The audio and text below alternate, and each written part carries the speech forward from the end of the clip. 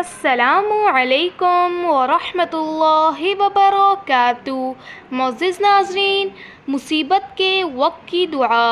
رسول کریم صلی اللہ علیہ وآلہ وسلم نے فرمایا، اگر کسی بندے کو کوئی تکلیف یا صدمہ پہنچے اور وہ یہ الفاظ کہے تو اللہ تعالیٰ اسے ضرور اس کا نعم البدل عطا فرما دیتے ہیں۔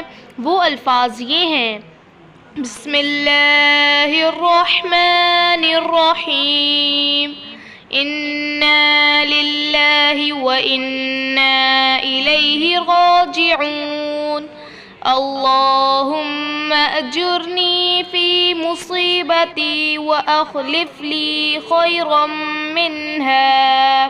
ترجمہ: یقیناً ہم اللہ ہی کی ملکیت ہیں اور اسی کی طرف لوٹ کر جانے والے ہیں۔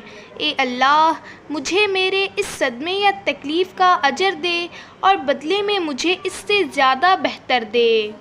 حضرت جابر رضی اللہ تعالیٰ عنہ سے مروی ہے کہ حضور اکرم صلی اللہ علیہ وآلہ وسلم نے فرمایا، جس شخص نے یہ کہا بسم اللہ الرحمن الرحیم، سبحان اللہ العظیم وبحمدہ، اس کے لیے جنت میں کھجور کا ایک درخت لگا دیا جائے گا۔